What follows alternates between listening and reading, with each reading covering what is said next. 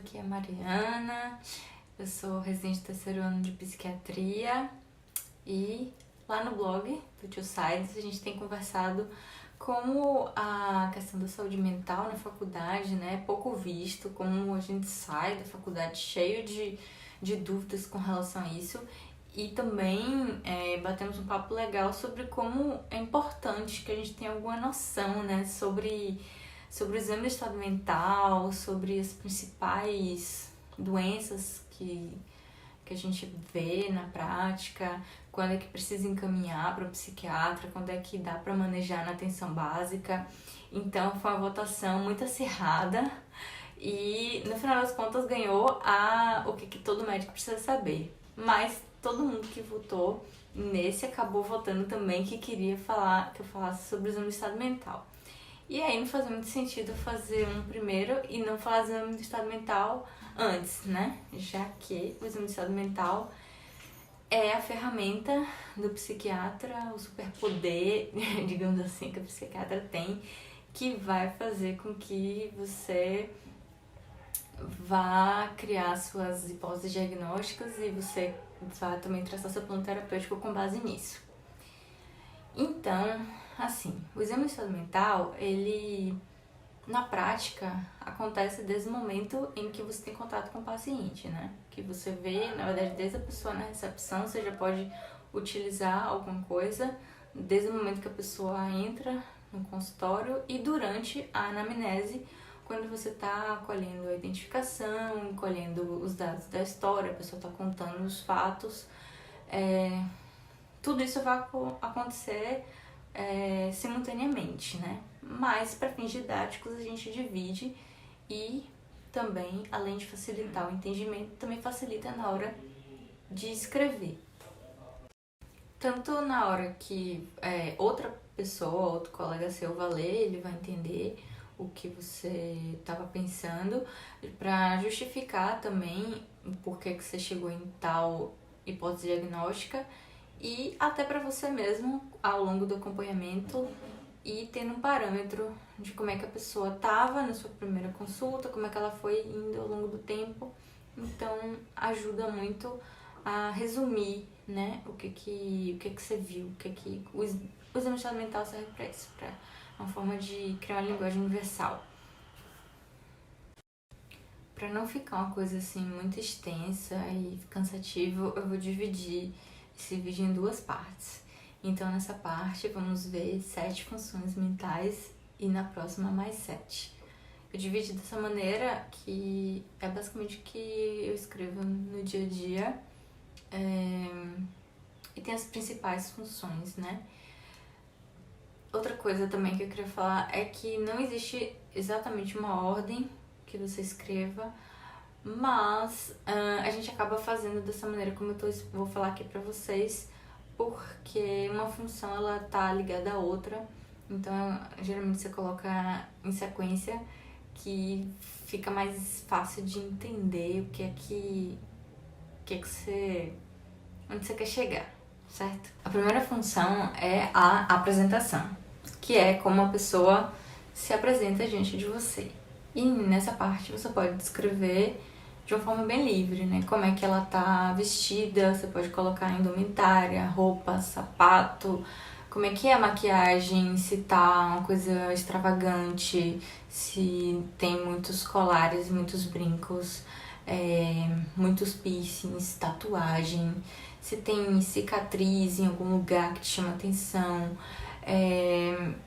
Você pode falar tudo de uma maneira assim bem descritiva, né? Não é que você vai julgar a pessoa, não é isso, até porque uma função só não diz absolutamente nada, mas é interessante você fazer essa descrição porque vai te ajudar tanto na hora da formulação quanto nesse acompanhamento. Então vou dar um exemplo assim, por exemplo, uma pessoa, você chega no consultório e ela tá com a peruca rosa e um batom que sai aqui, e uma sombra e vários brincos, e você vai perguntar pro acompanhante, ela sempre tá assim? Não, ela não se veste assim geralmente, então isso é uma coisa que chama atenção, né? Ao mesmo tempo, pode ser que chegue uma pessoa que está de cabelo rosa e uma maquiagem extravagante e, na verdade, quando você vai ver a identificação, é uma pessoa que trabalha com design ou estilista, ou seja, tá dentro do padrão, do contexto dela. Então, isso separado não quer dizer nada, mas é legal de você descrever. Além dessa parte de roupa, de indumentária, também você tem que falar da parte da higiene, né? Então você pode descrever como é que tá a questão do cabelo, se tá desalinhado, se tá muito bagunçado, uma coisa de descuido, dentes e como é que tá o estado geral dos dentes, a questão das unhas, questão se a pessoa, né, tem barba, como é que tá essa barba, descrever odor e tudo isso vai levando você a pensar em algumas coisas. Então, por exemplo, assim, uma pessoa que está extremamente psicótico pode apresentar com um precário estado de higiene, porque tem câmera, a pessoa acha que tem câmeras filmando ela e a pessoa não vai tomar banho, por exemplo, e aí tá com as unhas imensas e descuidadas. Outra coisa é uma pessoa com a unha grande, mas pintada, né? Você pode ver, por exemplo, também a pessoa começa na sua primeira consulta, ela tá super descuidada, o cabelo, sem maquiagem, e aí, à medida que você vai fazendo tratamento, poxa, você vê a pessoa tá já com as unhas cuidadas, sabe? O cuidado dela melhorou, então isso é uma coisa que você pode usar também para acompanhar. E uma coisa interessante disso é isso, né? Que você, psiquiatra, tem que estar sempre dentro do seu contexto social e temporal. Porque, às vezes, uma coisa que você acha que tá sendo excêntrico, não necessariamente. Por exemplo, assim, agora tá na moda o pessoal pintar o cabelo com aquelas mechinhas aqui, né? Os adolescentes, aquela cantora Dua Lipa, sei lá. E aí, se você não sabe disso, se você vê uma pessoa assim, você pensa, pessoa excêntrica. E às vezes não, ela tá super dentro do contexto de todos os adolescentes que estão fazendo exatamente a mesma coisa. E por aí vai. Então, essa é a primeira parte, a apresentação. A segunda função é a atitude, que tem a ver com a postura da pessoa com relação a você e as outras pessoas que estão ali na consulta, né? A pessoa pode entrar acompanhada, ou até você ver como é que a pessoa tá se comportando na recepção. E você pode descrever a atitude durante a entrevista, que mesmo durante a entrevista a atitude pode mudar. Por exemplo, você pode descrever que a pessoa começou a entrevista com atitude contida, e ao longo da entrevista ela foi conversando mais. Ou você pode colocar que a pessoa foi colaborativa, se ela contou as coisas de uma maneira tranquila, ou não colaborativa, porque na verdade ela não queria estar lá e foi levada porque alguém achou que deveria, e enfim, você pode colocar que ela não colaborou. E você pode também falar que a pessoa foi muito hostil. Às vezes uma pessoa que tá num quadro de mania, não necessariamente ela tá só com humor elevado. Tem gente que fica extremamente irritado e agressivo. Então você pode colocar que ela tava com atitude hostil. Você pode descrever também de uma forma bem, assim, tem vários nomes que você pode colocar. A pessoa chega lá, assim, com atitude meio, sabe, olha pro nada, assim, perplexo. Você pode falar que a pessoa também tá desinibida, porque ela tem uma intimidade, fala de um jeito que tá desapropriado pro contexto, não conhece você direito e começa a tratar de uma maneira assim mais desinibida, ou então muito expansivo, tipo, canta e não sei. Você pode descrever assim, geralmente essa questão, né, de como é que a pessoa tá se comportando. Pode acontecer da pessoa começar com a atitude arrogante, porque você é jovem e não tá acreditando muito na sua conversa, e depois ela fica colaborativa. Então você pode colocar isso, tipo assim, inicialmente um pouco arrogante, mas durante o contato ela foi colaborativo. Ou você pode colocar também que a pessoa tá com a atitude extremamente desconfiada.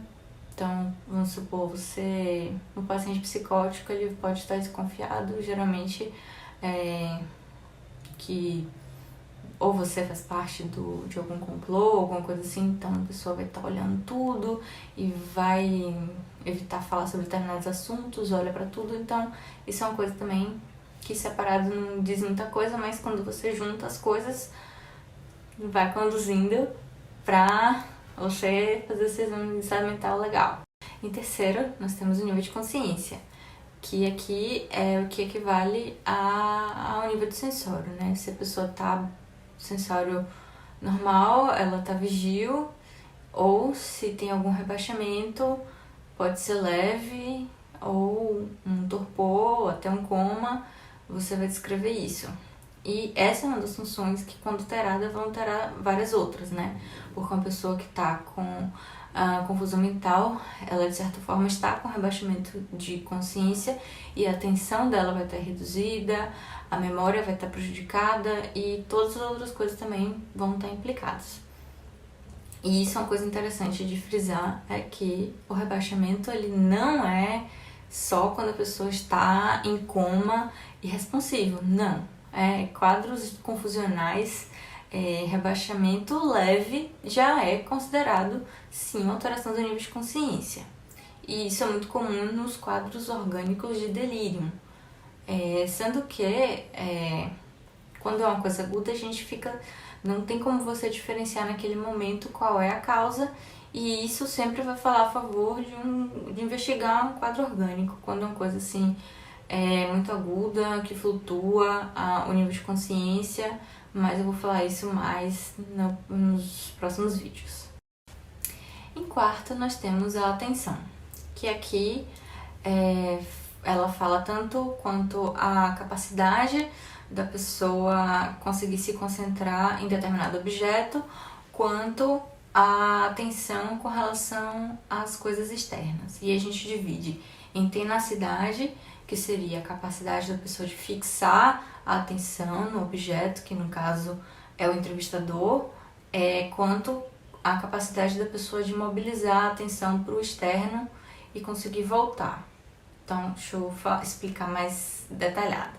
Então, se a pessoa ela tá com a atenção normal, por exemplo, assim, se alguém entrar aqui, eu vou deslocar minha atenção momentaneamente, ver quem chegou e voltar para cá. Então, minha vigilância tá normal, porque eu percebo o estímulo e consigo deslocar, e depois eu consigo focar no objeto, que no caso aqui é o vídeo, né? Às vezes acontece da tenacidade, ou seja, a capacidade da pessoa fixar no objeto está reduzida e a vigilância está aumentada. Por exemplo, um paciente que está psicótico ou em mania. Qualquer estímulo externo, qualquer coisa vai fazer com que a pessoa perca a atenção e vai ter muita dificuldade de fixar no objeto, né? Então, você diz nesse caso que a pessoa está hipervigil e hipotenaz. Quando a pessoa está deprimida, às vezes todas as duas estão reduzidas. Então, você diz que ela está hipoprosexa, que a atenção global dela está diminuída. Pode acontecer de você também estar hipertenaz e hipovigil, num caso, vamos supor, de uma pessoa com toque. Em determinado objeto ela tá muito focada e aí não tá vendo as outras coisas. Enfim, é mais ou menos esses parâmetros que a gente leva em consideração na hora de falar da atenção. Então, a nossa quinta função é a orientação, que é a nossa capacidade de situar a nós mesmos e com relação ao ambiente. Então, a orientação ela vai ser dividida em autopsíquica, que é quando a relação a si próprio, e aí, no caso, quando tá normal, a pessoa vai saber dizer nome, idade, estado civil, data de nascimento. E isso você já pode ter noção quando você está fazendo identificação, né? Você vai perguntar a pessoa e ela vai responder, inclusive sua maneira boa de começar a entrevista, principalmente quando você vê que o paciente não está muito colaborativo. Fala assim, não, então como é a primeira entrevista, vou fazendo aqui as perguntas, e também você já vai ver se a pessoa não tá legal, né? Porque a pessoa pode falar, por exemplo, como é seu nome? Eu sou Napoleão Bonaparte, eu nasci em 1800 e não sei quanto, tenho 400 filhos e coisas do tal. Você sabe que é isso, na verdade. Mas na verdade aí já é uma outra função mental que está alterada, que está alterando a orientação da pessoa, né? Enfim, então, né, já na identificação você vai ter uma noção dessa orientação autopsíquica. E a outra parte que é a alopsíquica, que é com relação à pessoa no ambiente. Então, você vai perguntar com relação ao espaço, então, onde é que ela tá, que bairro é esse, qual é a cidade, onde é que ela mora, quanto à relação ao tempo, então, que dia é hoje, qual mês, qual ano, isso tudo vai dando pistas. Sempre, claro, a gente tem que levar em conta, né, o grau de escolaridade, em que contexto a pessoa tá, porque uma pessoa que tá muito tempo internado pode ficar um pouco desorientada no tempo, né? E aí, vamos supor, hoje você vai perguntar e a pessoa fala segunda, mas é terça. Você não vai dizer assim, ela tá completamente desorientada. Sempre é isso. O exame de estado mental, ele não é uma ferramenta rígida, ele é uma coisa bem flexível. E aí você tem que juntar os quebra-cabecinhas para você formar o todo. Mas de orientação é basicamente isso. A memória. Memória, ela consiste de 3 partes, né? Que é a questão de você conseguir registrar, manter e evocar a experiência ou fatos que já aconteceram. E essas 3 coisas podem estar alteradas. Então, a pessoa pode estar com dificuldade de reter a memória, ou dificuldade de evocar aquilo, ou então de registrar. Geralmente a gente separa, né? A alteração de memória é anterógrada, que é quando, por exemplo, daquele episódio pra frente, a pessoa não consegue reter a memória. Geralmente, assim, uma coisa fácil, assim, um TCE, né? A pessoa teve um TCE e aí daquele dia em diante ela não lembra. Aí você diz que ela tá com alteração da memória anterógrada. A memória retrógrada é o oposto. A pessoa não consegue lembrar das coisas que aconteceram antes do evento. Na prática, memória é uma função psíquica que várias coisas alteram ela indiretamente. E é muito comum que as pessoas falem de queixas de memória, e quando você vai ver, na verdade, a pessoa tem uma queixa de atenção, por exemplo. Então, tem gente que fala assim, não tô conseguindo gravar as coisas para estudar. Mas é quando você vê a pessoa tá extremamente ansiosa, então ela tá hipervigil e tá hipotenaz, e aí ela não tá conseguindo fixar a atenção, por isso ela não tá conseguindo registrar e não tá conseguindo reter, e aí não vai evocar. Mas então, na verdade, não é exatamente a memória que está alterada. Primeiro é a atenção, e aí você corrige uma coisa, você acaba melhorando a outra. Pessoas que têm TDAH têm dificuldade de atenção e acaba também levando a alteração de memória. E é uma queixa muito ampla, e para isso geralmente a gente pede avaliação neuropsicológica, ou então vai investigar assim, se é uma pessoa idosa que não tinha relato disso e teve alguma alteração brusca, investigar causas de demência, essas coisas assim. Então, memória é uma das funções que requer um pouco mais de minuciosidade na hora de investigar, porque é uma questão muito ampla. E nossa 7ª função e última desse vídeo é a linguagem, que é a ferramenta com a qual nós, seres humanos, conseguimos nos expressar a maior parte do tempo. E é a maneira que a gente tem de compartilhar nossos pensamentos e tudo mais. Então, a linguagem, ela é uma ferramenta fundamental e quando está alterada gera bastante problema. Ela pode estar alterada de uma forma, como é que eu digo, física, que pode ser uma afasia, ou seja, a pessoa não consegue, ela perde a capacidade de falar, de escrever, por não compreender os símbolos, e aí isso geralmente é uma alteração orgânica, ou uma disartria, que é, no caso, a articulação das palavras fica difícil, uma fala fica pastosa, meio embriagada, sem impressão que a pessoa está meio embriagada. Isso pode ser por várias coisas, alterações psiquiátricas ou orgânicas podem levar a isso, inclusive às vezes até excesso de medicação. Quando a pessoa está muito sedada, ela pode ficar com a fala meio embolada, e aí é importante investigar essas coisas. De alteração primária do estado mental, que leva a alterações de linguagem, a gente tem, por exemplo, a logorreia, que é quando a pessoa tem uma produção aumentada e acelerada da fala, e aí ela fala muito, você tem a dificuldade até de interromper a pessoa, e isso vai geralmente estar associado também com o pensamento acelerado, mas não necessariamente, porque pessoas ansiosas, às vezes elas têm até um pensamento normal, a forma de falar normal, mas aí ela tá ali tão assim que acaba falando de uma forma muito acelerada. Você pode dizer que ela tem logorreia. O outro oposto, né, é o mutismo, é quando a pessoa não tem atividade verbal, e aí pode ser de uma forma ativa, quando a pessoa não responde a determinadas perguntas, ou então não responde a determinadas pessoas, outras ela responde.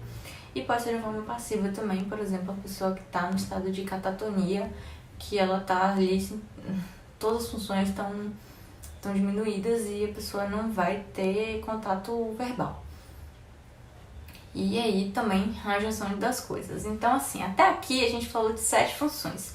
E eu vou juntar todas elas em um caso, por exemplo, assim, um caso fictício, você vai ter uma noção. Então, vamos supor que chega pra mim um paciente que já na recepção estava conversando super alto, conversando com todo mundo, e aí a primeira consulta, mas já chega pra mim e fala assim, querida, adorei seu cabelo e tudo mais, e você já acha a pessoa assim, tudo bem, tá vestido com um monte de colar e a maquiagem super assim e tudo mais, vestido também com uma roupa super estampada, e aí essa atitude super expansiva, né, conversando com uma intimidade, tudo que você pergunta a pessoa responde super rápido, e também a qualquer estímulo que a porta bata, a pessoa olha também e tá assim ligadão. Quando você pergunta quem ela é, a pessoa fala assim, meu nome dá um nome fictício, e eu sou um estilista muito famoso, e eu tenho, na verdade, 120 anos, mas eu sempre tô jovem porque uma bruxa me enfeitiçou, e na verdade eu sou sempre jovem. E você vê que a orientação alopsíquica dessa pessoa está alterada. E você pergunta onde é que a gente está. Estamos em Londres em 1986. Então essa pessoa também está desorientada em tempo e espaço. Quando você começa a falar, pergunta, então ela começa a contar sobre toda essa coisa da linguagem dela, fala super sobre essa coisa de moda, como foi que ela foi se parar lá e tudo mais. Tudo isso são 7 coisas que você já pensa, né? Tem alguma coisa errada aí. E eu vou dar continuidade a isso depois. Sim, então por hoje é só. Espero que vocês tenham gostado, espero que tenha ajudado a revisar aí essas coisas do exame de saúde mental. Se vocês gostaram, fiquem ligados que vai ter a parte 2, onde eu vou falar as outras funções do exame de saúde mental, né? Que é a inteligência, o humor, o afeto, o pensamento, a senso-percepção,